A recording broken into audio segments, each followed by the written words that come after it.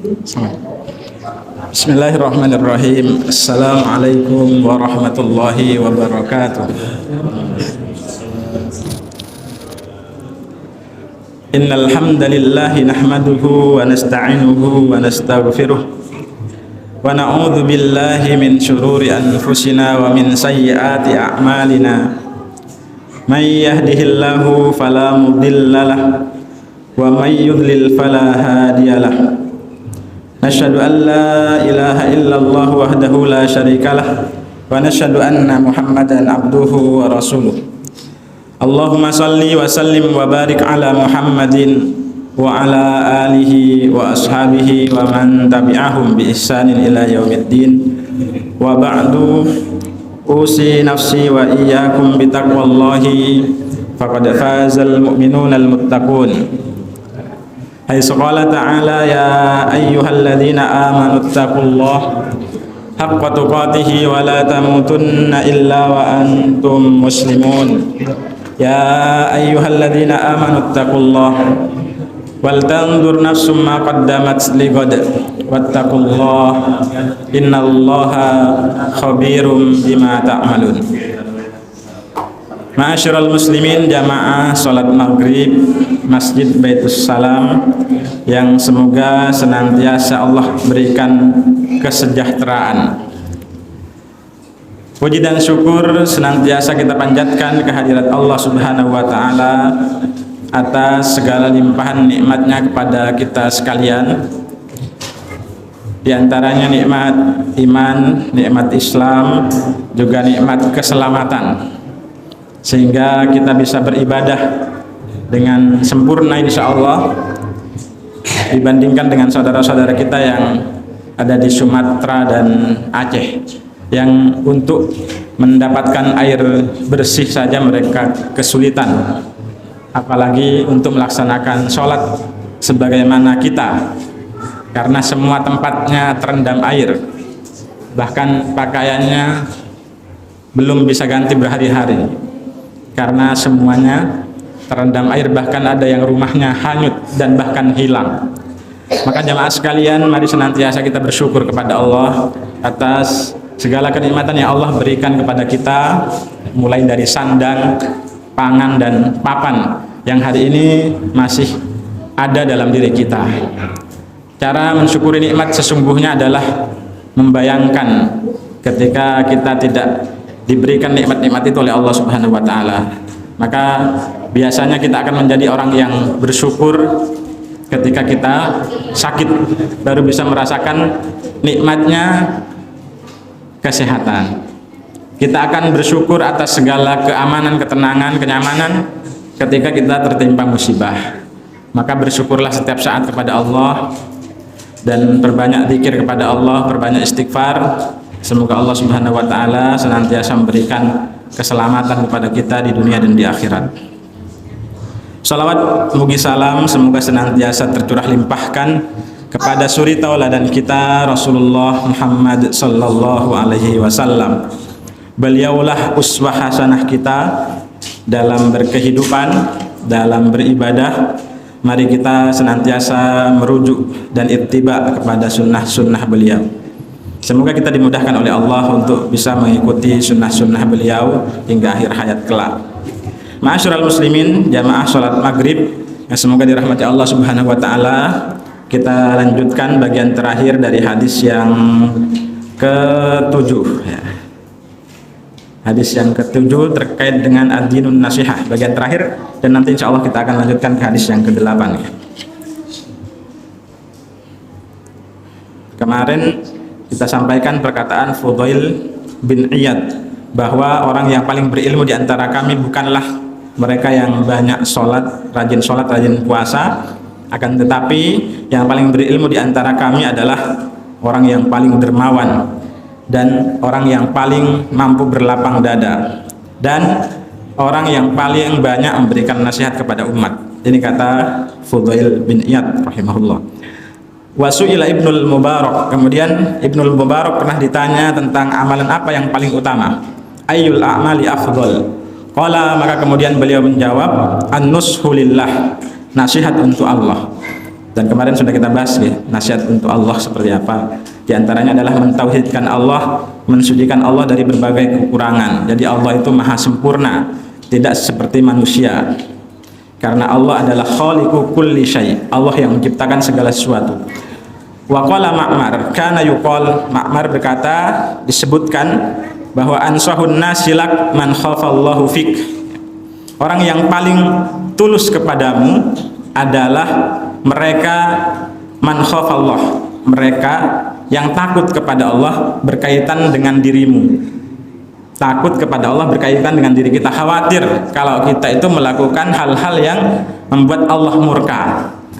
Orang yang paling tulus kepada kita itu adalah orang yang khawatir jika kita dimurkai Allah. Maka jamaah sekalian yang semoga dirahmati Allah Subhanahu wa taala, kita sebagai saudara seiman, saudara seislam, pastikan kita ini adalah orang-orang yang tulus di dalam mencintai dan menyayangi saudara kita sesama muslim ya. Pastikan kita adalah orang yang tulus di dalam mencintai istri kita, suami kita, anak-anak kita.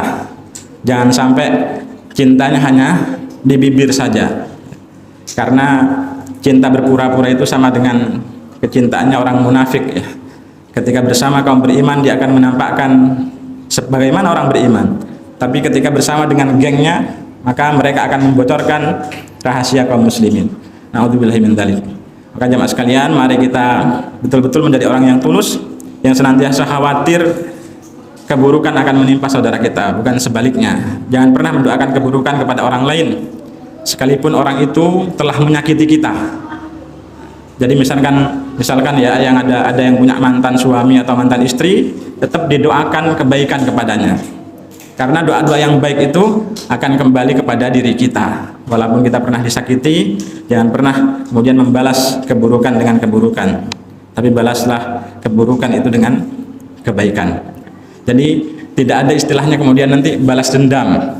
Balas dendam itu kan berarti, kalau balas dendam itu berarti membalas dengan keburukan yang semisal. Tapi bagi orang beriman adalah bagaimana berusaha membalas keburukan itu dengan kebaikan. Balaslah air toba dengan air susu, bukan dibalik ya. Air susu dibalas dengan air toba ini. Jadi balaslah air toba dengan air susu. Kalau ada orang memberikan keburukan kepada kita, pastikan kita balas dia dengan kebaikan. Insya Allah kebaikan-kebaikan itu akan kembali kepada diri kita. Wa kana salafu idza aradu nasihata ahadin. Ulama salaf ketika mereka hendak memberikan nasihat kepada seorang, wa'adhuhu sirron, mereka menasihatinya sembunyi-sembunyi. Jadi tidak di hadapan orang banyak. Jadi kalau kita negur orang, menasihati orang, jangan di depan umum. Hatta qala ba'dhum, sehingga sebagian di antara ulama salaf itu kemudian mengatakan, man wa'adhu akhahu fima bainahu wa bainahu fahiya nasihatun. Barang siapa yang menasihati saudaranya fima bainahu wa bainahu secara empat mata, jadi hanya berdua, secara empat mata berduaan, fahiya nasihatun, maka itulah sesungguhnya yang disebut dengan nasihat.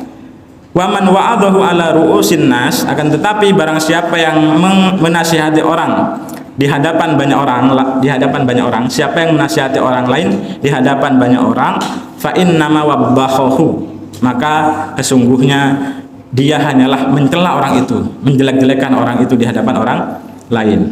Artinya apa? Kalau kita memberikan nasihat, tidak memberikan nasihat kepada siapapun, terutama tentang masalah kesalahan ya, jangan kemudian ditegur di depan orang banyak. Misalkan kemarin saya sempat membahas terkait dengan masalah khutbah Jumat. Misalkan ada kemudian khotib yang lupa tidak membaca salah satu rukun khutbah, nah itu nanti jangan langsung ditegur, Pak, tadi khutbahnya nggak sah karena salah satu rukunnya tidak dibaca. Bisa jadi dia karena faktor ketidaksengajaan, atau bisa jadi karena khotibnya mengikuti madhab Hanafi dan Maliki yang tidak menyebutkan rukun khutbah Jumat. Tapi intinya nasihat-nasihat tentang kebaikan, itu disebut dengan khutbah Jumat. Namun Imam Syafi'i dan Imam Ahmad kemudian beliau menjelaskan bahwa rukun khutbah Jumat itu ada 4 atau ada 5 ya.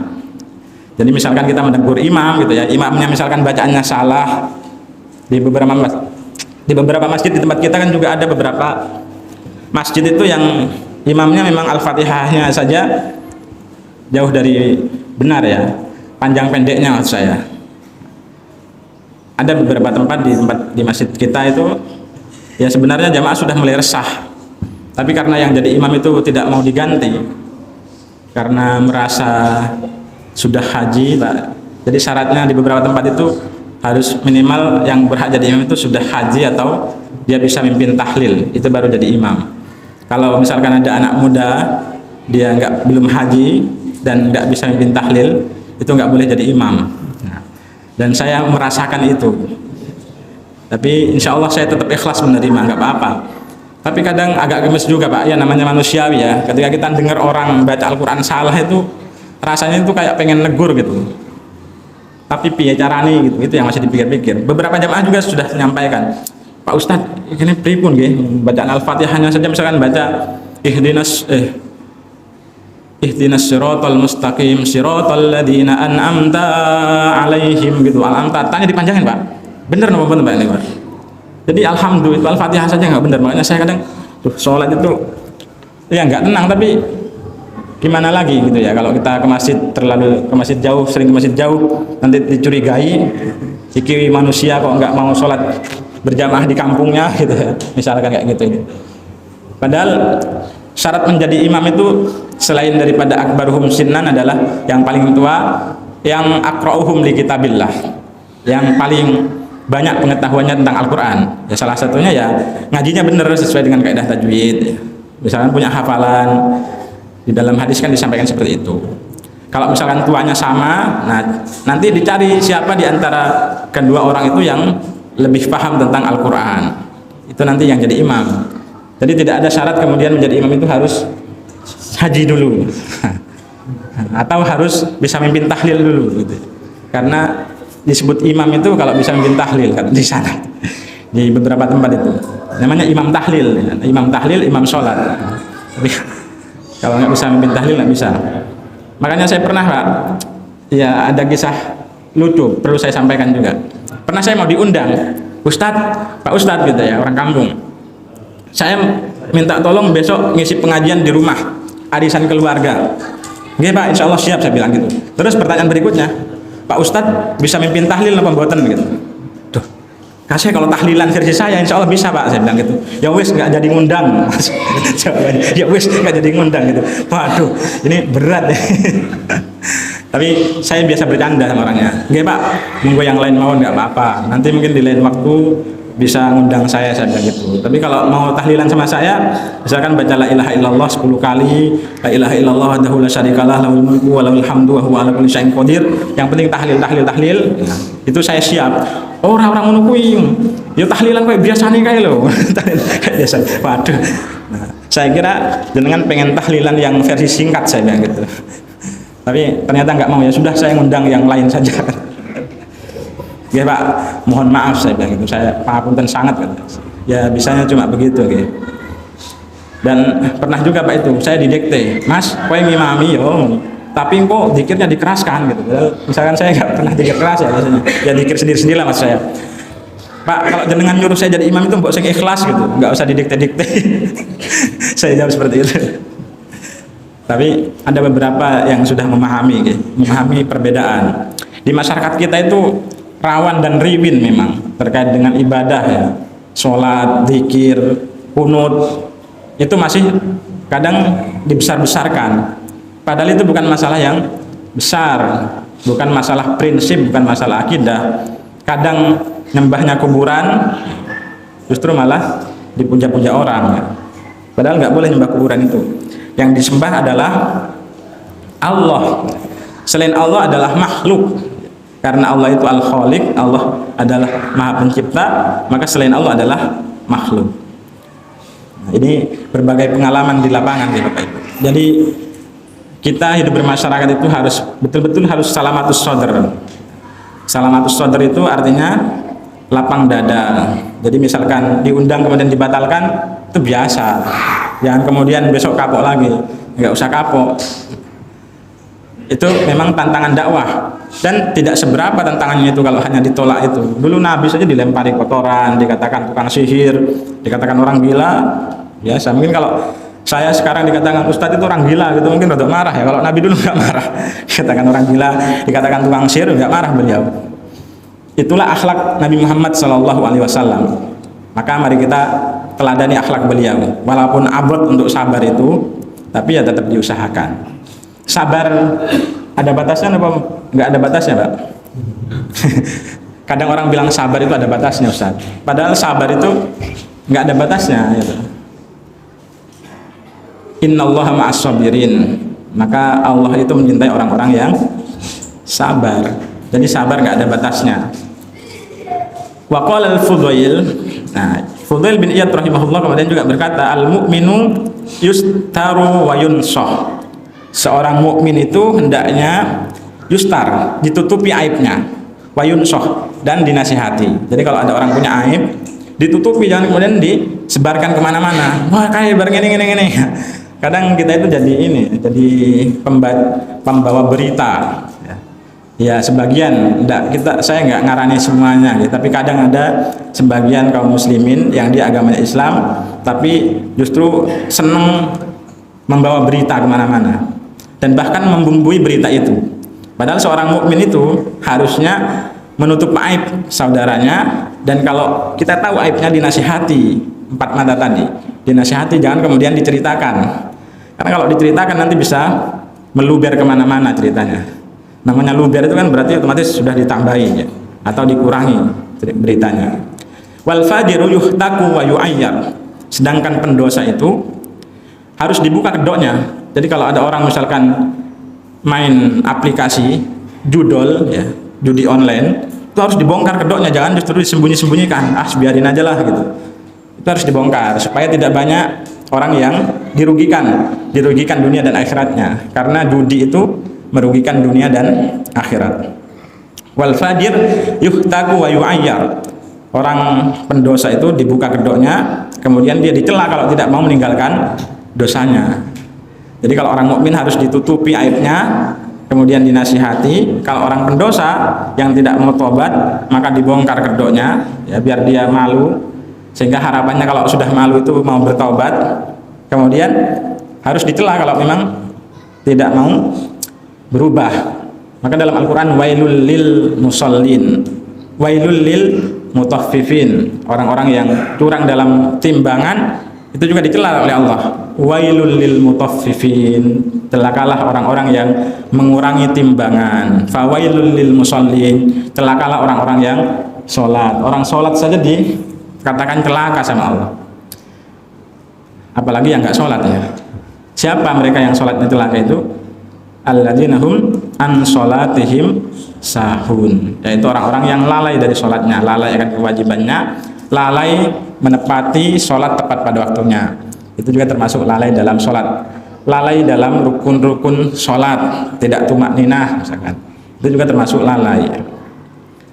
Alladzina hum an sholatihim sahun alladzina hum yura'un, dan orang-orang yang riya di dalam sholatnya, itu orang-orang yang celaka. Wa qala Abdul Aziz bin Abi Rawad, Abdul Aziz bin Abi Rawad berkata, kana man kana qablakum idza ra'a ar-rajulu min akhihi syai'an. Jadi orang-orang terdahulu sebelum kita itu, generasi-generasi sebelum kita, apabila dia melihat seseorang, apabila dia melihat aib pada diri saudaranya, ya'muruhu fi rifqin, maka kemudian menasihatinya dengan lemah lembut. Fayu'jaru fi amrihi wa nahihi, sehingga dia mendapatkan pahala di dalam amar ma'ruf nahi mungkarnya itu. Jadi orang-orang dulu itu kalau melihat saudaranya berbuat maksiat atau melihat ada aib pada saudaranya, maka kemudian para ulama terdahulu mereka menasihati orang yang ada kesalahan itu dengan lemah lembut, caranya dengan lemah lembut. Sehingga dengan lemah lembut itu maka kita akan mendapatkan pahala dari setiap perintah yang kita ngajak orang kepada kebaikan. Amar ma'ruf itu artinya ngajak-ngajak kepada kebaikan atau menyuruh orang berbuat baik. Nahi mungkar artinya mencegah orang untuk tidak berbuat kemungkaran. Nah, jadi setiap amar ma'ruf, setiap nahi mungkar yang kita lakukan itu insya Allah akan mendapatkan pahala. Catatannya harus ikhlas. Sekarang ini dunia modern dunia digital yang kalau kita lihat semua dikontenkan, baik yang buruk maupun yang baik gitu.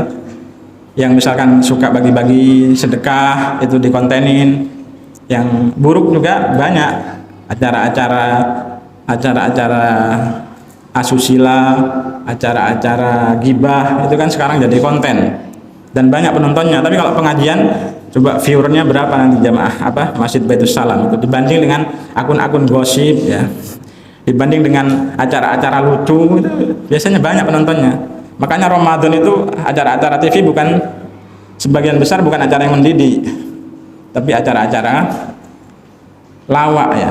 Dulu itu acara-acara lucu lah pokoknya. Jadi sahur itu pahala kita sudah mulai dikurangi bagi yang suka nonton TV ya. Sebelum buka juga sama, nanti acaranya buat orang menarik sehingga nonton TV merongrong ya, merongrong pahala itu. Sebentar lagi Ramadan ini Bapak Ibu, saya ingatkan ya pada diri kami dan kepada jamaah sekalian, mari kita matikan TV ketika Ramadan nanti. Kecuali misalkan dengerin murotal gitu ya. TV Mekah itu kan murotal terus itu. Tapi kalau kita ganti ke stasiun TV yang lain, nanti langsung berubah sinetron, gosip, rumpi, apalagi ya, acara-acara lucu. Acara-acara lucu kalau itu misalkan kartun ya masih mending, tapi kalau acara-acara lucunya orang membuka aurat, itu nanti bahaya kalau sampai menghayal. Wa inna ahada haula'i yakhriqu bi sahibihi. Namun salah seorang di antara mereka ada yang bertindak kasar di dalam menasihati sahabatnya. Fayastaqdibu akhahu. Dan kemudian membuat saudaranya marah. Wa yuhtaku sitrahu. Maka kalau ada orang yang seperti ini termasuk orang yang membongkar aib ya. Misalkan orang menasihatinya di depan umum tidak dengan lemah lembut. Nah, itu biasanya kadang membuat orang menjadi marah. Maka orang-orang yang seperti ini juga perlu dikasih pelajaran. Kalau Abdul Aziz bin Abi Rawat ini kemudian menasihati, kalau ada orang suka bongkar aib orang, menasihati di depan umum, tidak dengan lemah lembut, tidak dengan cara yang baik, maka aibnya juga itu boleh dibongkar. Wayuhtaku sitrohu, wayahtiku sitrohu. Maka aibnya dibongkar orang seperti ini sebagai pelajaran. Tapi sebagai penutup ya, kalau kita memberikan nasihat, sebagai kesimpulan daripada hadis yang ketujuh ini, marilah kita menjadi hamba Allah yang senantiasa memberikan nasihat satu dengan yang lain. Seorang suami menasihati istri dan anak-anak. Demikian juga istri boleh memberikan nasihat kepada suami dan anak-anak, memberikan masukan, ya, nasihat kepada keluarga kita. Mari kita memberikan nasihat kepada kaum muslimin, saudara-saudara kita ya. Misalkan lama nggak ketemu, kalau ketemu dinasihati, jangan kemudian ditanya wes piro anakmu, sing anak pertama kerja ning endi gitu ya. Istrimu piro? Biasanya kan pertanyaan seputar masalah duniawi kalau ketemu itu. Maka kalau kita ketemu, mari kita rubah, nasihati dalam kebaikan. Pi anakmu sing pertama wis rajin sholat, itu perlu ditanyakan. Jangan pi anakmu sing pertama wis punya mobil piro, nah, sudah punya rumah gitu kan, pertanyaannya biasanya seputar itu ya. Sama kalau kayak kita mudik itu kan pertanyaannya seputar itu. Anakmu piro gitu ya, sekolah nindi. Bertanya gitu-gitu seputar duniawi. Saling memberikan nasihat dalam kebaikan. Kalau kita menasihati orang, menegur orang, tegur empat mata secara diam-diam, jangan di depan orang. Kemudian nasihati dengan cara yang baik. Kemudian tidak boleh kemudian kita membongkar aib orang lain. Mari kita tutupi aib saudara kita. Man satara musliman satarahullahu fid dunya wal akhirah. Siapa yang mensatir, ya, menutup aib seorang muslim, maka Allah akan menutup aibnya di dunia dan akhirat. Tapi kalau ada orang kemudian membuka aib orang lain di dunia, Allah juga bongkar nanti aibnya di dunia dan di akhirat. Maka orang-orang yang suka membongkar aib itu tidak akan aman. Hari ini di TV ini sedang ramai juga nggak selesai masalah ijazah ya. Kalau saya pikir itu nggak ada untungnya sebenarnya, justru membuat gaduh. Mbok yang dibahas kuwi masalah Sumatera yang sedang tertimpa musibah itu aja. Dari tahun berapa itu ijazah, terus lagi pula kemudian kalau misalkan itu terbukti asli atau misalkan palsu, manfaatnya apa gitu ya. Kan nggak ada manfaatnya. Jadi kalau kita mencari memunculkan sesuatu apalagi di media itu, munculkan yang baik-baik ya. Bukan saling membongkar satu sama lain. Nanti kalau saya menyampaikan begini bukan berarti saya pro Pak Jokowi ya, bukan juga tidak pro maksudnya, bukan saya pro Pak Jokowi. Jadi kadang saya menasihati pengajian itu, bapak-bapak, ibu-ibu, mari kita bijak di dalam berkomentar di media sosial. Apalagi proses sepuh itu biasanya kalau saya lihat di grup itu, wah kalau sudah muncul fotonya Pak Jokowi, wah itu berisik, itu langsung rame itu, sehingga kan akhirnya gibah semuanya. Maka saya sering menasihati, mari kita santun, yang bukan urusan kita tidak usah diurusi, karena itu nanti akan berpotensi menimbulkan dosa yang banyak. Urusan ijazah bukan urusan kita, urusan kebijakan MBG juga bukan urusan kita. Jadi kalau misalkan ada yang basi ya, yang nggak basi kan lebih banyak biasanya, jadi nggak setiap hari makanan itu basi, dan nggak setiap hari juga anak-anak keracunan. Kalaupun misalkan ada yang makannya basi ya sudah berterima kasih saja, kita sudah diberi. Nah, menjadi muslim yang bijak, termasuk kalau kita nggak setuju dengan pemerintah itu ya nggak perlu kemudian keluar-keluar gitu di media sosial sehingga ribut. Nah, itu kan nanti sama saja dengan mengadu domba satu dengan yang lain. Makanya jangan sekalian rahimakumullah ya, saya itu pemimpin kita sekarang ini kan sudah jadi ya, bagaimanapun prosesnya seperti apapun Pak Prabowo ini adalah presiden kita, maka mari kita dukung program-programnya yang baik-baik, kecuali ada kebijakan-kebijakan yang tidak baik, itu yang perlu kita kritisi, perlu kita nasihati. Jadi grup-grup kita baik di RT, RW, misalkan di grup komunitas itu jangan membahas hal-hal yang bisa membuat gaduh dan berpotensi mendatangkan dosa. Kalau nggak suka disimpan saja sendiri, pokoknya saya nggak suka gitu, nggak usah ngajak-ngajak orang untuk nggak suka, maksudnya nggak usah ngajak-ngajak orang untuk berbuat dosa gitu, karena nanti akan terus digibah itu. Dan kita tahu bahayanya gibah, ayuhibbu ahadukum ayyakula lahma akhihi maitan, maukah kamu, kata Allah, makan daging saudaramu yang sudah menjadi bangkai. Jadi orang mati sudah jadi bangkai itu suruh makan. Jadi ghibah itu berbahaya dan salah satu penyebab siksa kubur. Jadi gitu ya Bapak Ibu. Jadi saya mengajak kita semuanya untuk mari kita manfaatkan media sosial ini untuk saling nasihat menasihati dalam kebaikan. Jangan digunakan untuk mencari-cari masalah. Karena kadang kan ada orang itu sudah tenang, suka bikin gaduh, dibikin ribut lagi gitu ya. Kalau nggak ribut kayaknya bukan di Indonesia. Kita itu sering sekali ribut ya, masalah apapun. Dan yang sering diberitakan di media itu kan kriminal ya, dan lain-lain. Jarang diberitakan pondok pesantren ini sudah mencetak sekian ratus hafid Al-Quran. Itu nggak pernah kayaknya berita kayak gitu. Yang ada masalah kekerasan, curanmor ya, pencurian kendaraan bermotor, misalkan orang cekcok dengan saudaranya, sehingga kadang anak-anak kita yang belum cukup umur itu melihat itu, wah kait, nah, dicontoh akhirnya kan di sekolah, makanya akhirnya kaprok-kaprokan sama temannya, sehingga kadang ada yang bocor kepalanya gitu ya. Jadi kita itu kalau memberikan tontonan di rumah, berikan tontonan yang baik-baik. Kemarin ada salah seorang wali murid yang mengeluhkan itu, dan akhirnya anaknya pindah sekolah, bukan di tempat saya tapi tempat lain, karena sampai bocor kepalanya, main sama temennya, nah, dan gurunya nggak tahu, akhirnya orang tuanya nggak terima, sampai berdarah kepalanya. Maka kita misalkan di sekolah itu adalah amanah, anak dititipkan oleh orang tua, kita harus jaga dengan sungguh-sungguh, jangan sampai kemudian nanti salah satu di antara anak itu cedera ataupun luka. Anak-anak kita sekarang kan sudah kritis Pak ya, pulang sekolah itu mesti cerita di sekolah seperti apa, ngelihat gurunya seperti apa, itu diceritakan di rumah. Beda dengan anak-anak dulu. Kalau anak-anak dulu kan kita itu utun-utun ya, di sekolah ada apapun ya sampai rumah diem, nggak berani cerita, karena kalau cerita dimarahin justru sama bapaknya. Kalau sekarang anak cerita dibela sama bapaknya, gurunya yang dimarahin. Maka kata Pak Prabowo kemarin ya, kalau misalkan guru marah itu bisa jadi karena anak-anakmu yang nakal, yang bandel, kata beliau. Alhamdulillah ada pembelaan kepada guru. Kalau kemarin ada guru yang kemudian dipecat itu gara-gara negur anak yang ke sekolah bawa mobil, parkirnya juga sembarangan ya kan. Akhirnya gurunya yang jadi korban. Maka kita sebagai orang tua kalau masih punya anak cucu harus kita didik dengan baik. Jangan sampai kemudian merugikan guru ya, karena bagaimanapun guru itu niatnya baik. Guru itu adalah penasihat. Apalagi kalau misalkan dia adalah seorang guru memang yang betul-betul baik, maksudnya sholat 5 waktunya dijaga dengan baik, insya Allah dia kan guru yang baik. Tapi kalau guru nggak pernah sholat, ya saya nggak tahu ya.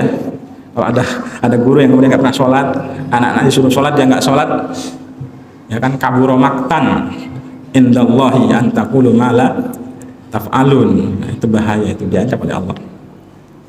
Nah, ibu bapak jamaah sekalian rahimakumullah, ini hadis yang ke-7 ya. Kemudian hadis yang ke-8. Hadis yang ke-8 adalah hadis yang diriwayatkan dari sahabat Abdullah bin Umar radhiyallahu taala anhuma.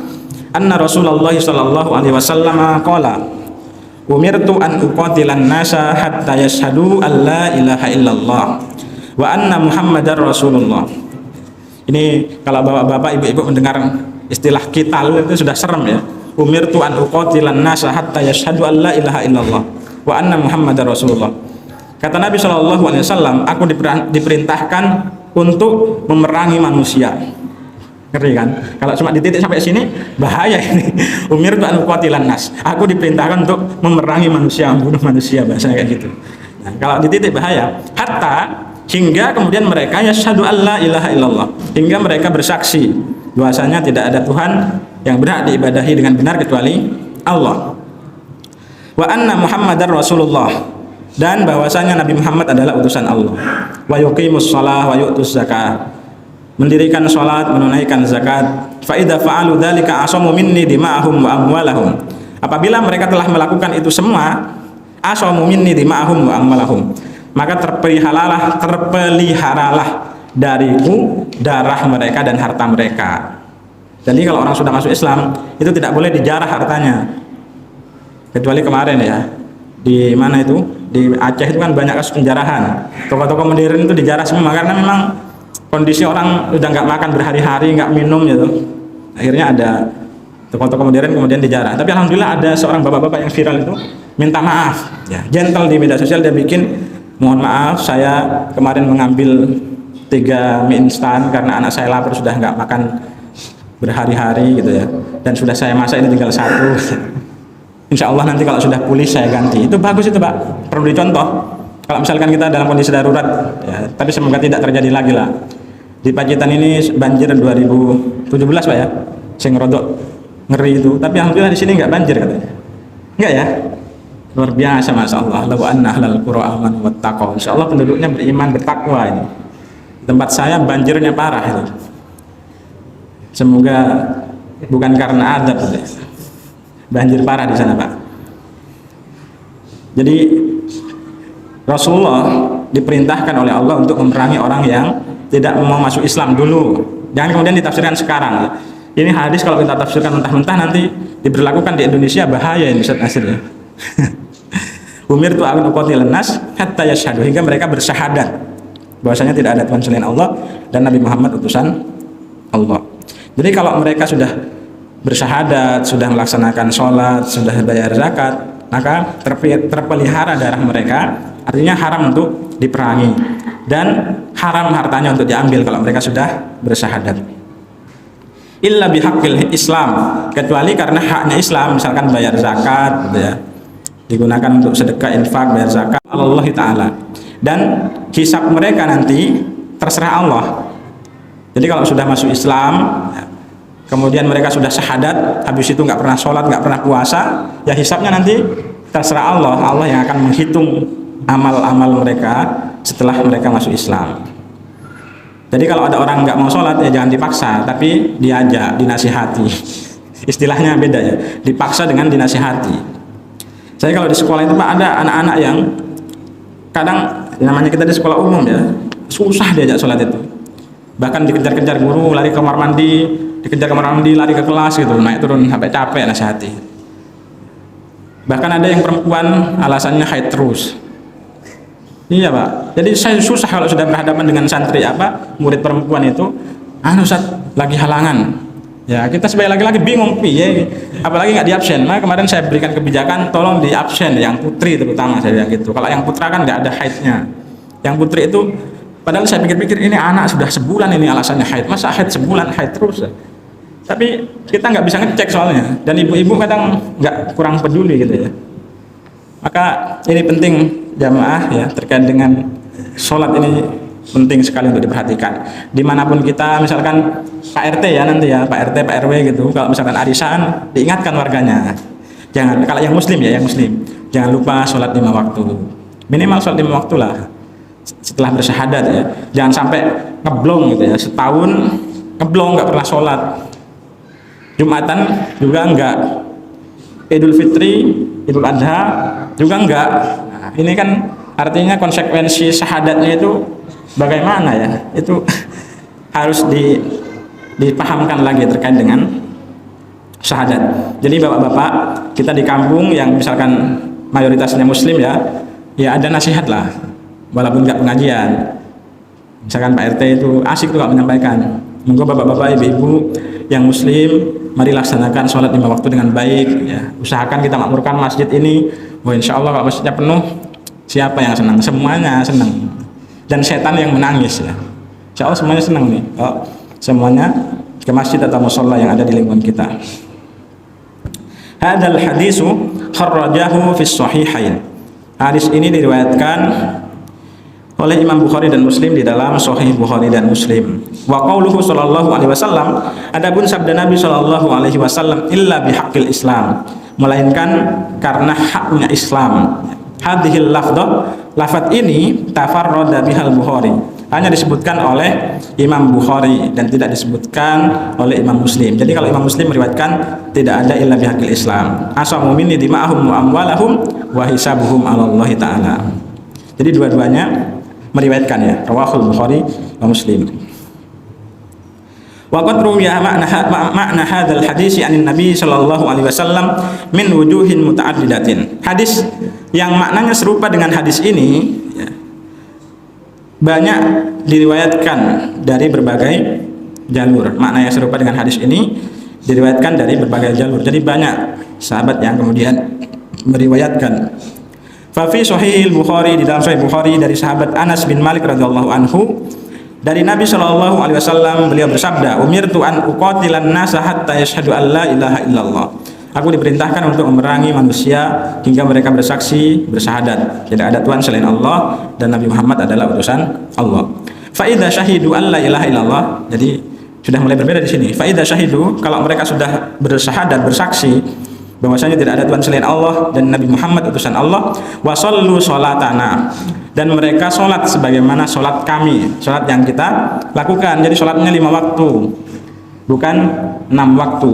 Zuhurnya 4 rakaat, asarnya 4 rakaat, maghrib 3, isya 4, subuh 2. Itu shallu sholatana, mereka sholat sebagaimana tata cara sholat kami. Adapun misalkan ada orang yang takbiratul ihramnya pernah Pak lihat Pak, jadi gini, jadi di sini ya dikembalikan kepada rumahannya masing-masing ya. Kalau bisa memberi nasihat ya diberikan nasihat. Jadi saya pernah di Masjid Agung melihat orang sholat jadi gini, diulangi sampai berapa kali, kemudian diputar gini, tapi saya nggak tahu itu apakah mungkin beliau punya ilmunya ya, saya mungkin yang belum dapat ilmunya. Jadi seperti ini Pak. Ya nanti jangan ikut-ikutan, kata Ustaz ada yang gini, nanti ikut-ikutan. Ya, kalau mereka ada yang seperti itu ya sudah, mungkin beliau tahu ilmunya dan kita mungkin yang belum dapat ilmunya gitu. Tapi kalau misalkan kita sudah belajar cari di hadis-hadis kok nggak ada takbir yang seperti itu, ya coba dinasihati, ataupun tata cara letaknya di atas dada, atau kadang ada yang di sini, kadang ada yang miring di sini, ya sudah dikembalikan ke rumahnya masing-masing ya, karena semuanya menganggap itu di atas dada gitu ya. Mau miring sedikit, mau di tengah gitu ya, atau mau di bawah, nggak apa-apa, sesuai dengan pemahamannya terhadap hadis-hadis yang ada atau pendapatnya Imam Madhab. Karena ada yang Allahu Akbar langsung lurus, nggak sedekap juga kan ada. Artinya tidak perlu kemudian sering menyalahkan. Tapi kalau yang ini saya belum tahu ya, yang muter-muter seperti ini. Mas Fisna pernah lihat? Enggak ya? Karena sholatnya di sini terus, nggak ada yang kayak. Kalau kita sholat di masjid besar itu kadang ada. Oke, konten gitu. Tapi ya nggak apa-apa. Ini Ustaz Nasir ada ya, ada yang tapi gini, nggak ada. Ini kata Ustaz Nasir nggak ada. Ya nanti kalau ada lagi yang melihat, kalau berani ya diingatkan, tapi tadi dipanggil dipanggil empat mata, jangan kemudian Pak sholat model apa wi malah kita dikejar-kejar nanti. Wasollu sholatana, sholatnya sebagaimana kami sholat. Wastaqbalu kiblatana, dan kemudian menghadap kiblat sebagaimana kiblat yang kita menghadap kepadanya. Jadi kiblat kita itu ya di Mekah, Ka'bah, bukan di India. Karena dulu ada yang mengaku Nabi, nah itu hajinya di India, namanya Mirza Ghulam Ahmad, alirannya Ahmadiyah. Alhamdulillah di Pacitan nggak ada ya. Dulu di Semarang sana ada Pak, di pondok saya dulu tetangga kebetulan setiap hari diskusi sama saya tuh, tapi saya nggak masuk kalau dia diskusi. Ini apa maksudnya? Saya sudah pernah ke haji Mas gitu. Hajinya kemana Pak? Di India gitu. Ka'bah apa itu di India? Saya waktu itu usia SMP, SMA nggak paham saya. Ini apa, haji apa gitu. Cerita kalau dia mengaku punya Nabi itu. Ini katanya, Nabi Muhammad Nabi terakhir, tapi beliau sebagai penyempurna. Itu tuh karena penyempurna. Nabi sudah menyempurnakan syariat Islam, katanya menyempurnakan lagi. Aneh pemahaman itu ya. Dan saya baca beritanya itu, akhirnya matinya itu diadab sama Allah, busuk semua itu, busuk. Karena dia mengaku menjadi nabi. Tidak ada nabi setelah Nabi Muhammad. Jadi kita sholat sebagaimana sholatnya kaum muslimin. Wa akalu dhabihatana, dan makan sembelihan kami. Jadi artinya sembelihan kami itu 9 muslim yang disembelih dengan membaca basmalah. Hati-hati Bapak Ibu kalau beli ayam ya, dipastikan yang nyembelih itu orang Islam dan sholat. Kalau yang nyembelih non muslim, wah bayangkan itu kita memakan daging yang haram, nggak mungkin, dan dia kan bukan muslim ya, nggak sah nyembelihnya. Jadi pastikan kalau kita beli ayam yang sudah dipotong-potong maksudnya, kemudian beli daging itu, terutama daging ya, kalau di Solo itu ada pasar gede, itu ngeri Pak. Jadi jam-jaman itu, jam sekian sampai jam sekian daging babi, jam sekian sampai jam sekian daging sapi, habis daging sapi, daging babi, daging sapi. Jadi kadang darahnya itu bercampur-campur atau bahkan dagingnya dicampur aduk. Nah, jadi harus betul-betul hati-hati. Apalagi kalau di Solo kan ada rica-rica guguk ya. Iya, rica-rica guguk Pak. Saya dulu waktu pertama kali mondok itu rica-rica guguk, apa ini, hampir masuk dulu karena nggak tahu rica-rica guguk itu ternyata naudzubillah ya, sate. Kalau sate kadang ada sate sudah jelas namanya, di Solo Baru ada itu, tapi saya nggak promosi ya, nanti jangan coba-coba lagi gimana rasa sate babi gitu. Alhamdulillah min dzalik. Wa akalu dhabihatana, makan sembelihan kami. Hurimat alaina dima'uhum wa amwalahum, maka haram bagi kami menumpahkan darah dan mengambil hartanya, illa bihaqqiha, kecuali karena hak yang harus diambil. Misalkan zakat itu kan harus diambil, khudh min amwalihim. Jadi zakat itu perintahnya diambil, maka ada amil zakat yang mengambil. Orang kalau nggak diambil zakatnya, nggak difahamkan, kadang nggak mau zakat tak? Zakat fitrah aja angil. Pernah saya itu bukan jadi amil ya, tapi membantu penerimaan zakat fitrah. Jadi tanya, Mas, sini zakat fitrahnya berapa gitu? Soalnya saya di sana itu zakat fitrahnya sekian. Jadi dibandingkan Pak, mana yang lebih murah itu yang diambil saya. Karena ada kan kadang yang zakat pakai uang gitu ya. Ada yang zakat pakai beras. Kalau kita usahakan zakat itu yang berkualitas. Kalau misalkan diuangkan, cari yang paling tinggi harganya, ya, supaya ibadah yang kita persembahkan juga berkualitas. Wallahu a'lam bishawab. Demikian yang dapat kami sampaikan, semoga bermanfaat.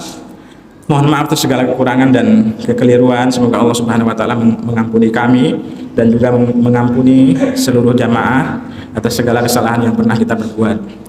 Semoga Allah Subhanahu wa taala karuniakan kepada kita ilmu yang bermanfaat, harta yang berkah, anak-anak yang soleh dan soleha. Amin ya rabbal alamin. Kita tutup dengan doa kafaratul majelis. Subhanakallahumma wa bihamdika asyhadu an la ilaha illa anta astaghfiruka wa atubu ilaik. Assalamualaikum warahmatullahi wabarakatuh.